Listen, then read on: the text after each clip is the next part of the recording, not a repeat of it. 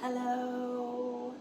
I don't even know. I don't even know if anybody's on here or if I'm talking to myself, but how do you, okay, last time I was on Facebook Live, it was 4 years ago, so I don't even remember how this works.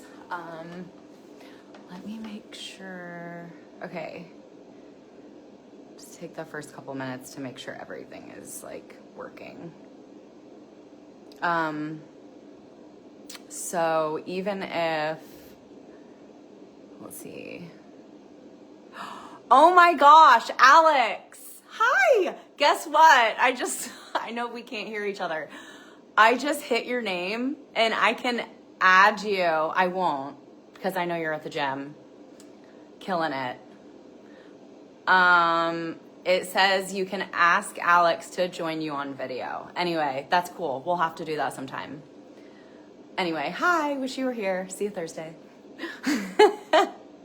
Okay. All right, I'm gonna just wait a couple of minutes and then I'm gonna jump on, get into my book stuff, but let's see. Allow viewers to request to join you. People don't need to request, they can just jump on. See, this is where, I don't know. I hope this goes okay. Anyway, so who wants to see Sebastian before we get started? Do you want to show him your outfit? Say hi. We match, of course. He just turned 1 and I just turned 40, so woohoo!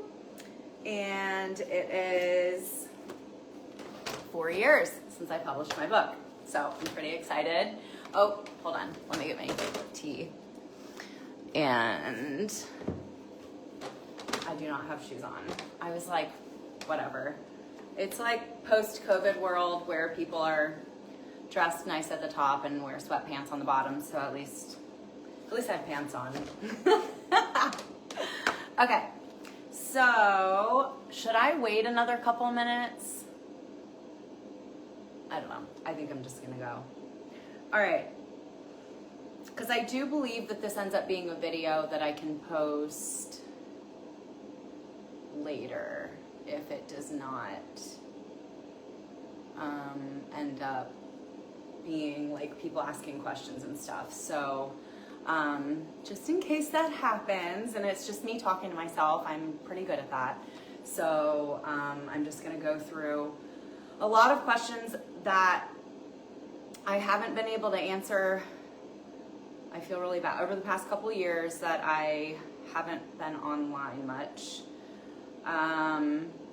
So I did pick about 10 of them. I don't know if I'm going to be able to get to 10 of them, but I am going to try.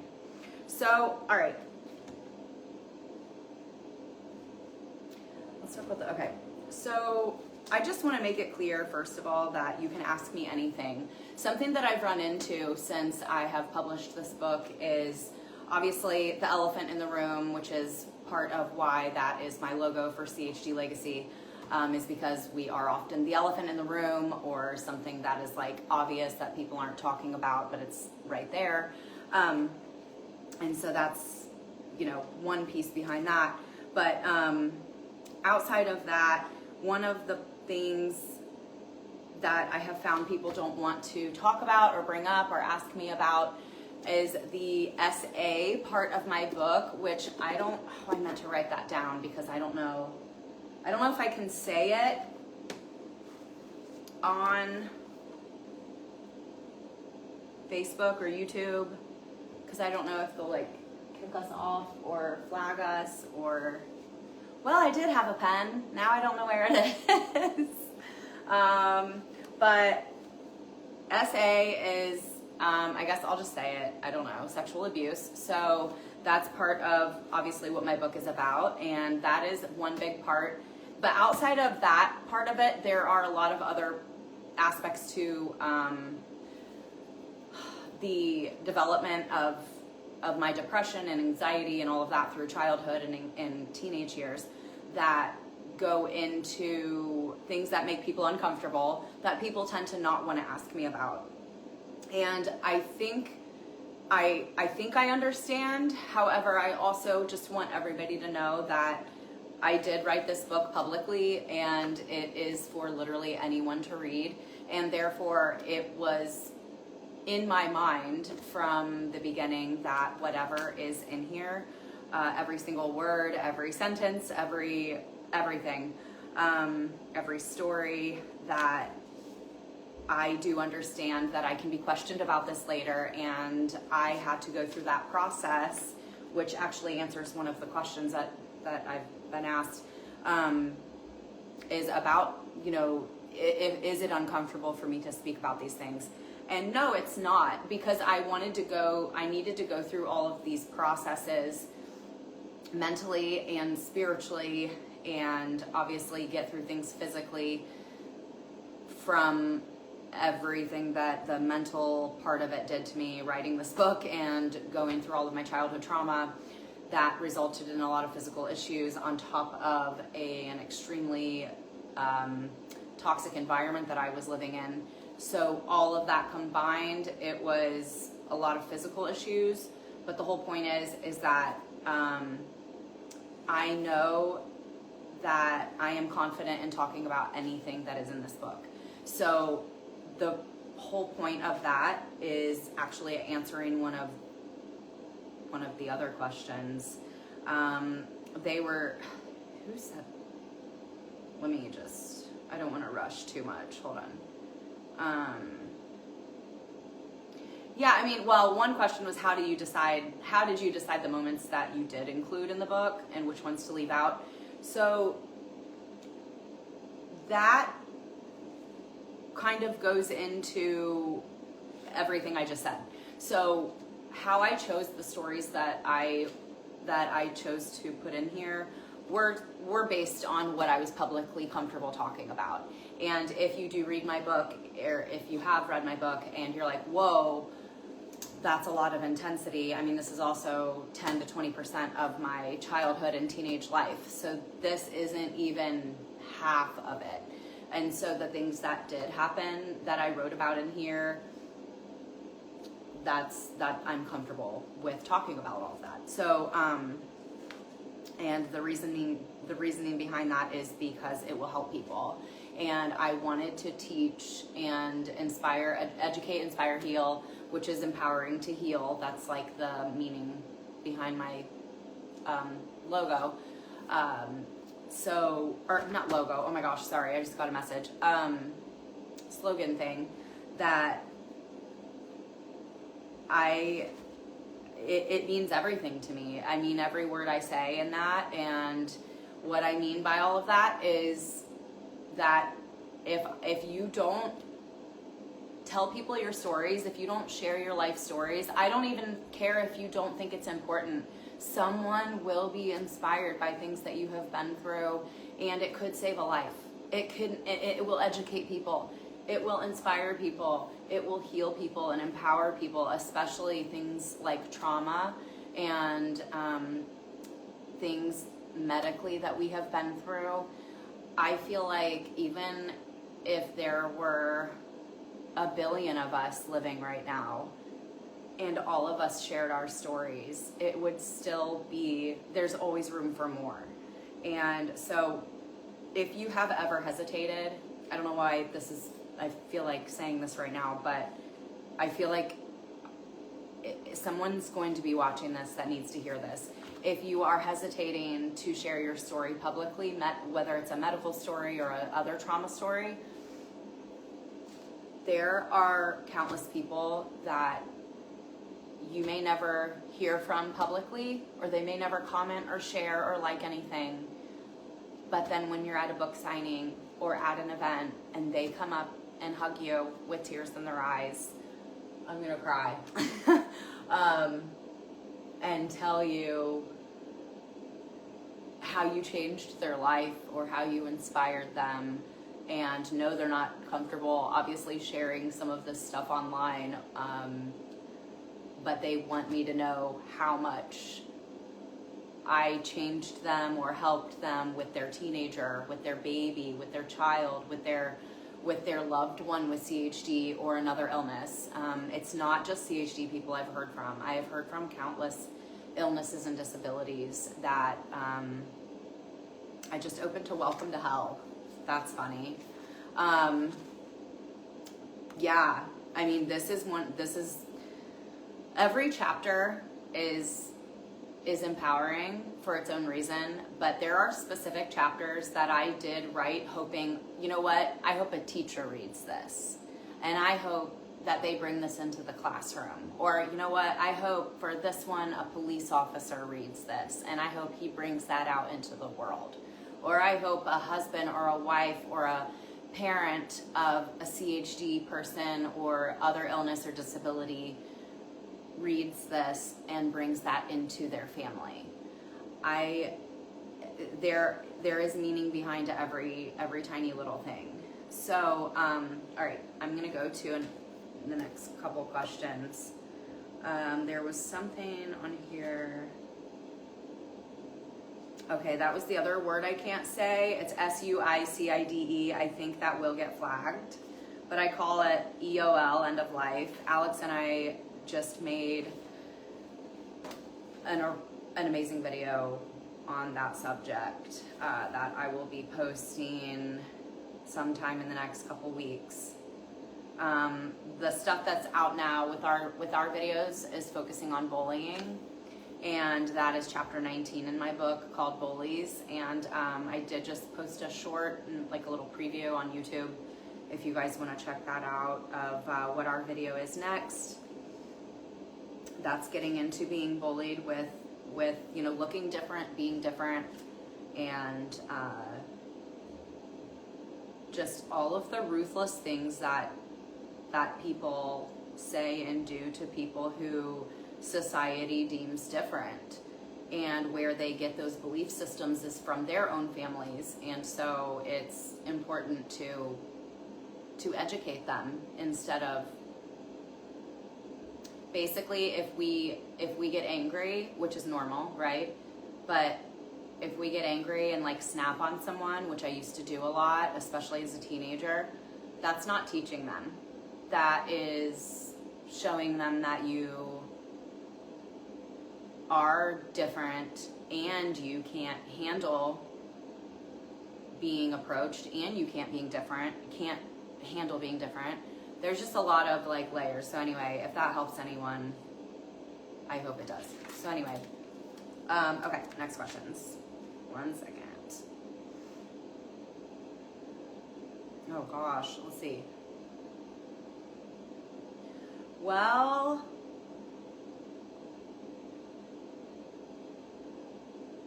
okay.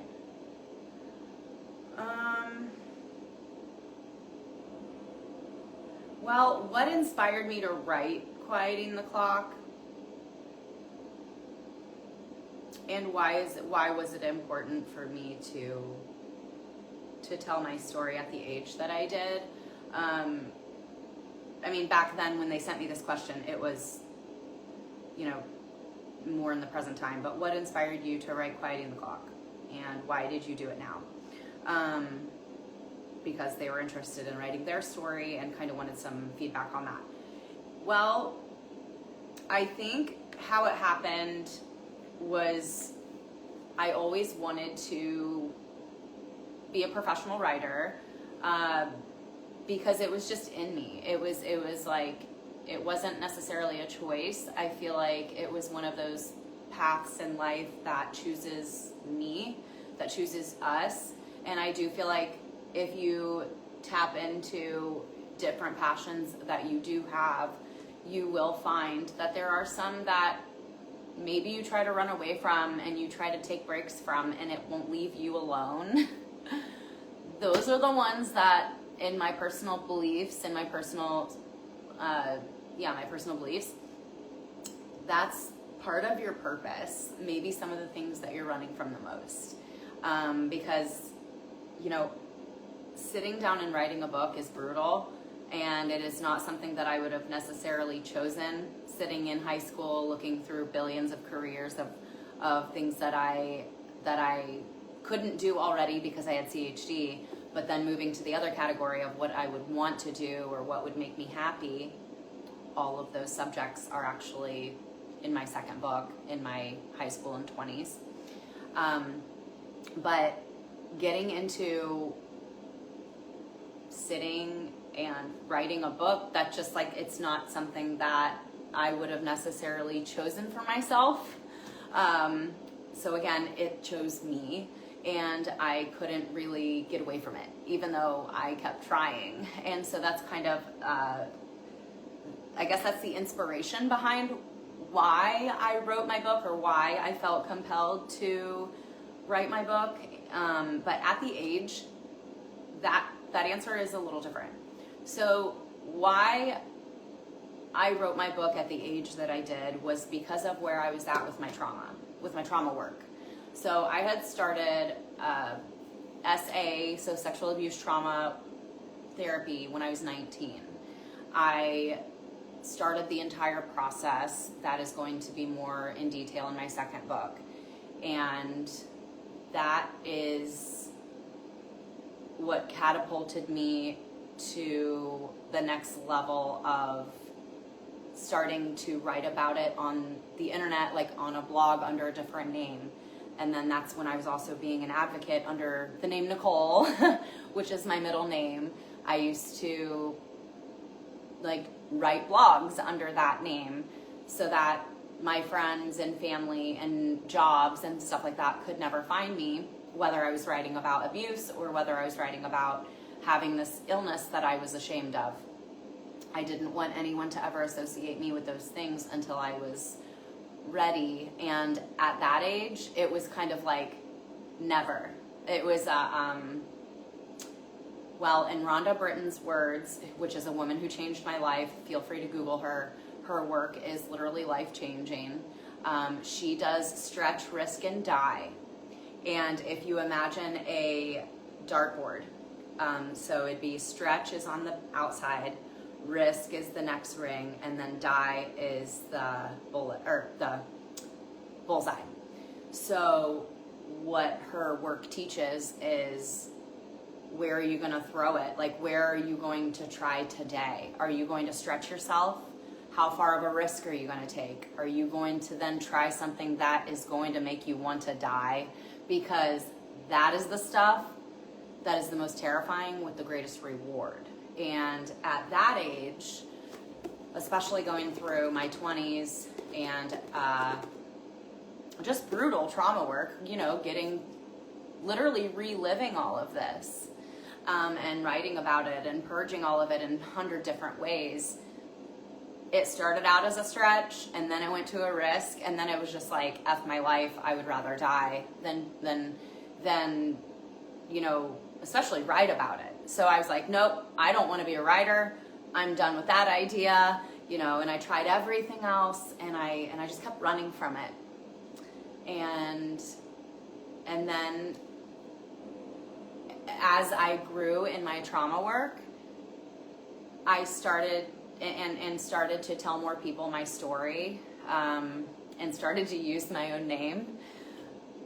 I got feedback that I didn't expect. I didn't think I was going to help as many people as I did.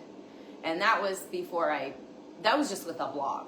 And I was living in LA at the time, and just, you know, the freedom in that was that, you know, I told people my first name, but I never told them my last name, and things like that, where that's like stretching, risking, and dying, right? So it's like I'm stretching myself there, and I'm kind of getting into the waters of like, what feels comfortable for me to, like, how comfortable am I to tell how much, you know?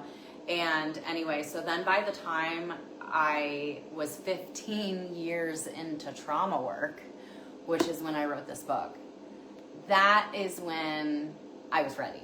And you know, what started happening a few years before I sat down and wrote my book, I couldn't sleep. I couldn't stop thinking about it. It's like it wouldn't leave me alone. It was something I had to do, or God or energy, the universe, like whatever you believe in, and I know what I believe in, and so I'm just going to go for the word God right now, because that's a whole nother thing to sum all of that up. But God wouldn't leave me alone, and about it. I mean, I was dreaming about it. I was having panic attacks about not writing publicly, about not sharing my story publicly. And so it was very weird. It was very weird how that happened, because how did my stretch, risk, and then die turn into, okay, now I'm gonna, now I feel like it's a big risk if I don't write this book. And now I feel like I'm gonna die if I don't write this book. And now I feel like the more I became an advocate for CHD, and the more events I was going to, and conferences I was going to, things I was speaking at, and the countless families and survivors and babies and children that I held, and mothers that I spoke to, fathers that I spoke to, doctors that I spoke to, just everybody that I kept getting more and more involved with, it just fed it. It fed the decision, I guess. And I don't even want to use the word decision, because it was like, it's not even a choice. It's like, if you don't do this, you're gonna die. Mentally, it's like it wouldn't leave me alone. So anyway, and then this perfectly goes. I already know one of the next questions, so I don't really even need to look at it. But this perfectly goes into the next part of one of the questions that somebody has asked me. But actually, 100 people have asked me this question: is why did you go into writing about your childhood specifically, and why did you not branch out to more ages and stuff? That's because I knew I was going to write a second book. I just don't know when it's going to be published. It's but anyway, and then the other questions that I've had is how long did it take you to write the book, and all of that stuff. So I'm going to just go over all of those. So how long did it take me to write the book? Barely any time. And that's it's not really about writing the book. When you have that, I'm gonna die if I don't do this passion project, or I'm gonna die if I don't, if you feel that way, this is such a big passion of mine that I cannot feel complete without doing this. Once you have that in you, and once you have what I call lightning in my veins and fire in my veins about it, like I refer to in the book, and it just will not leave you alone, that's when you sit down and it just all pours straight into you. It pours from, God to my brain to my fingers, and it's out. And so the actual writing of the book was very short. I always go between saying 6 months to a year, but even then, and that's even including 65,000 words that I lost after my last heart surgery 5 years ago, during that recovery process, and then my laptop just decided to die. And so I lost all of that. But even in that, I still this is 332, I think it is, or 342. So 342 pages. I had a 900-page book written. And so that was effortless. And that was within, 6 months, within 6 months to a year, plus losing 65,000 words. So what the most difficult process is the editing. And so, okay, once you have all this stuff written, then it becomes, okay, now you have to put it all together in a way that makes sense. And then that's when you goes into the next question about how did you choose which stories you were going to put in here, and what ages, and why did you choose to write about your childhood and stuff like that. So why not just jump into adulthood? And do you know what's interesting? I love all of these questions because they make me think so much about things that I didn't think about. So, I actually thought about writing my life backwards and starting at 35 and, well, no, it would have been starting at 30. But anyway, starting at 30 and writing backwards. Do you want to get up? Say hi. Are you trying to get down? You don't like this? You don't like this thing? He's so, oh gosh, what was I saying? Something about, oh no, I hate when this happens. What was I saying? Oh, so about the writing process. Okay. And then the ages and all of that. I was going to write backwards. So I was going to say, okay, this is my trauma work. This is everything I have learned. This is how I've gotten to where I am today, you know, speaking at, 30 years old when I started writing the book. And then I was going to like kind of publish backwards and then be like, okay, and then this is how it all happened. And then I was like, no, that's weird. I'm not really feeling that. I don't think it's going to, I don't know, work out very well. So, oh, thank you, Jenny. Oh, thank you. And so, yeah, once I started writing from birth, that was intense. But I can tell you one of my favorite parts, which is also another question. One of my favorite parts about this entire process was interviewing my parents and interviewing my brother. It brought a completely different dynamic to just my trauma work, what I was trying to understand about where I came from, who I came from, and why, and why were these decisions made from grandparents, parents, siblings, school systems, police officers, social services, or what, everyone that is involved, teachers, did I already say that? Teachers? Everyone that's involved, I call it the village, that raises a child. What happened and how did so much go sideways, and how was so much missed by doctors and police officers and teachers that saw me and spoke to me, and counselors, and I know the reasoning behind all of this, and it's in the book, so I'm not going to go too much into it because I want you to read it. But that was one of the biggest things that I was really curious about. I was very interested in figuring out from their perspective, hey, what is your story on how I showed up in the world, in your environment and in your world? Like if you're my English teacher, or if you're my doctor and you see 200 patients, but when you see me once a week, or when you see me, sometimes I did see my doctor once or twice a week growing up. In peds, it's pretty normal when you have CHD to see your doctor pretty frequently. Especially back then when things were so new, like they didn't have a lot of answers. So it was kind of like keeping tabs on us as much as possible. I think, at least that was my experience, and I've heard that from other people as well.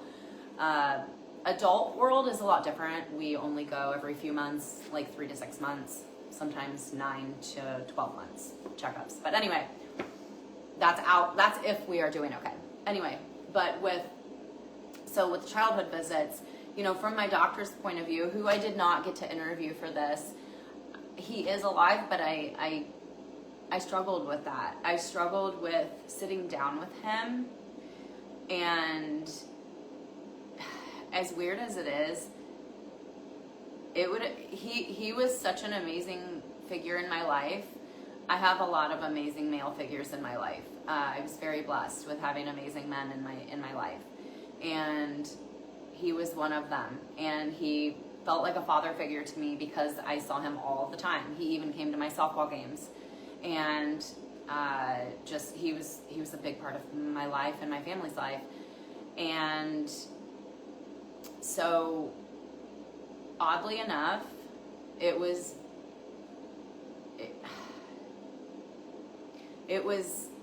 one of the hardest people in my life to sit down and say, hey, I was abused and you missed it. I was being abused every day of my life and you missed it. And I couldn't even tell my own dad. That's the process of me telling my parents when I was 19. That story is in my second book, but I'm happy to talk about that now or publicly, whenever. I couldn't tell him. It ended up my therapist and I role played for, I think we practiced for 3 weeks of, who was going to say what, to my mom and my dad and all of that. And then it came down to it and I couldn't speak.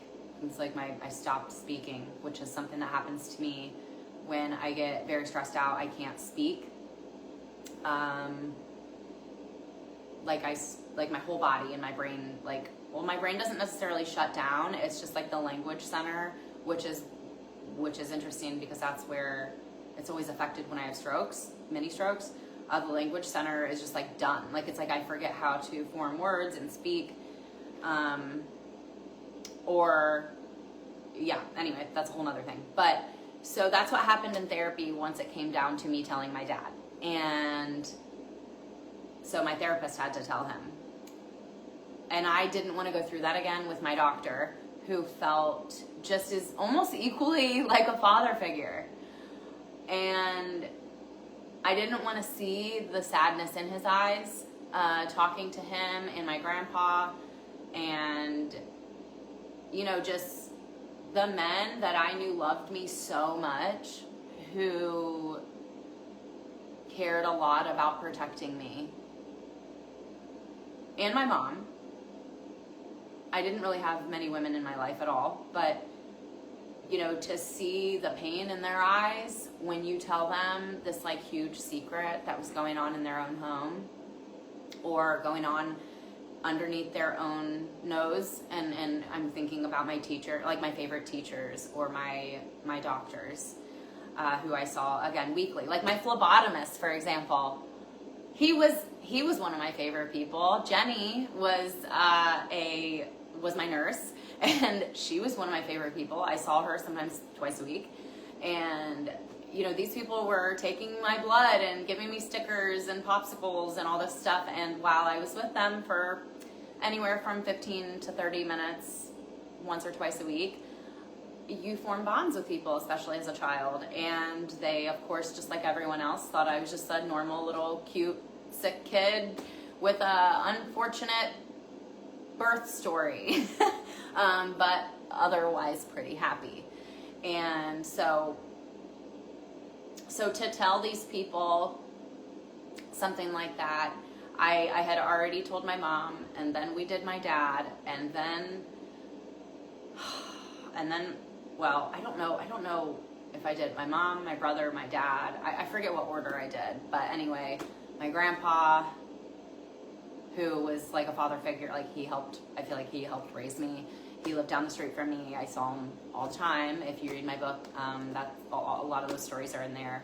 So, my stepmom. These prominent figures in my life were the hardest people to tell. And that's also why people don't tell that they're abused, because they don't want to see that disappointment and they don't want to hurt people in their lives. And I hope that this becomes more acceptable just as society unfolds. But okay, we're gonna go to another question. I was gonna stop at 8:30, but I'll just keep going for a little bit more. And oh my gosh, is this phone updating? Okay, yep. Look, welcome. Oh my gosh. Okay, so if anybody has any questions, feel free to send them in. But what were those other questions? Oh my gosh, there There was one that I was actually kind of excited to answer too. Let me see what I have on here. Oh, these were more current. Where have you been? What have you been doing? Did you have a heart transplant? And then I did make a note to talk about transplant disability if anyone is interested in that, just because that is the process that I was going through for I think it was 2022 to 2023 or 2021 to 2023, something like that. My body completely deteriorated. I was in an extremely toxic environment a few years ago for the past 10 years. And it, in the fastest way possible, it broke down my, outside it broke down my soul, broke down my mental and emotional processes, my existence as a whole, which then broke down my physical body. And on top, and with CHD, we cannot handle abuse, and we cannot handle, a certain amount of stress for that long. And especially at my age with CHD, with HLHS, I've been through enough. I have been through a lot. And so then going through even more when my heart is old and older, and my liver is older, my brain is older, I just couldn't take it. So anyway, my body completely deteriorated. I started going into organ failure and was facing heart liver transplant. And this was just a couple of years ago. And so no, let's see, where have you been? What have you been doing? Okay. Did you get a heart transplant? No, I did not get a heart transplant, or liver, but just to go ahead and elaborate on what happened with that, I chose to walk away from that at this time because I wanted to give myself space from that toxic environment that I have now left. And it's been an amazing past year or two of my life now that I have been out of that situation and rebuilding back my nervous system, my brain, my body, and just rebuilding myself as a whole. And in all of that, I have been hyper focused on naturally rebuilding my mind and my brain and my body with plants and natural medicine and Eastern medicine, while also using Western medicine for testing and procedures, like mini procedures. I haven't had anything big, but heart liver transplant evaluation was freaking brutal. I was in the hospital, I just say pretty much the whole year. A couple of years ago, just pretty much the whole year. I mean, it was constant procedures and tests, just because they have to test every single system in the body. On top of that, they were trying to figure out what was wrong with me. I had gone down to, like, my lowest was like 97 pounds, which is how much I weighed when I was 16 years old.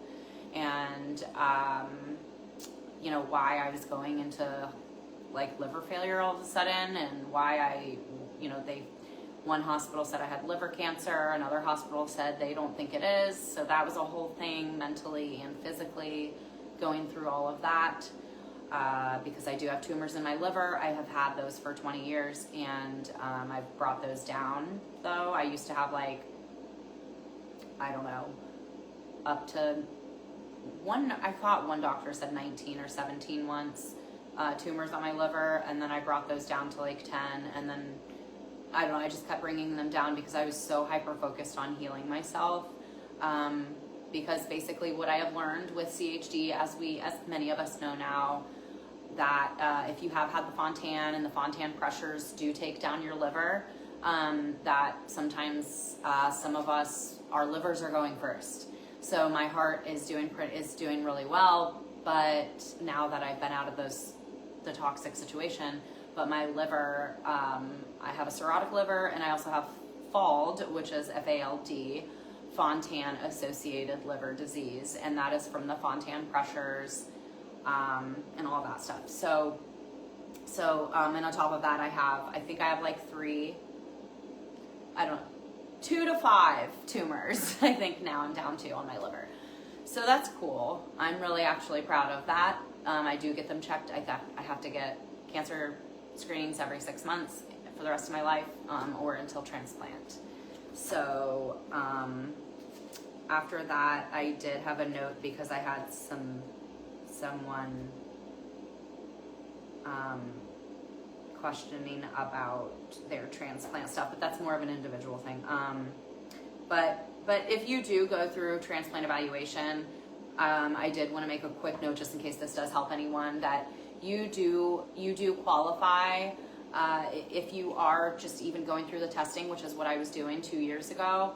I was going through all heart liver transplant testing, and for that I was able to be on the disability plan as if I were about to have a heart liver transplant. And so the reason I had that as a note, because I had somebody who really needed help, and some people don't know that, and I didn't know that. I was terrified of a lot of things, but sometimes just knowing like the right questions to ask your insurance, or if you don't have insurance, to apply for disability insurance if you are facing transplant, if you are not on a disability plan for your CHD and you don't want to, just know that once you do hit the transplant life or transplant like time, that you can apply for disability, get a lawyer, and hopefully they can get it for you as quickly as they can. But the whole point of that is know that if you have, transportation issues, food issue, like you can't pay for food or travel or any of that, the pre and post transplant disability plans with most insurances offer amazing, countless benefits that they should help you through all of those things. So it's really important for me to say that, just in case anybody needed to hear that. Let me get closer to my phone to see if I have any comments or questions. Let me see. Okay. Yay. Aw, love you so much. Thank you.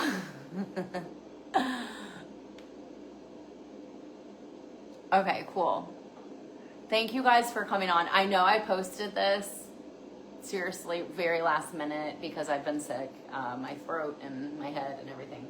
I know last time I had a lot of people show up because I planned it, and I had people pop on like, just when they could. I think I stayed on for like an hour or two, and but right now I just wanted to come on and kind of answer some questions, talk a little bit, and I guess celebrate my 4-year anniversary for my book. And yeah, I don't know. I guess that's it. I do have other questions, but my phone is updating. My other phone is updating. So thank you guys for coming and popping on last minute. Hopefully my next live is either going to be with Alex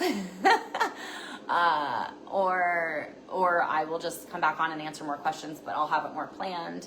And I just kind of wanted to stick with this date because all the memories on my Facebook kept popping up, and I was like, oh, I wish I wasn't sick, but whatever.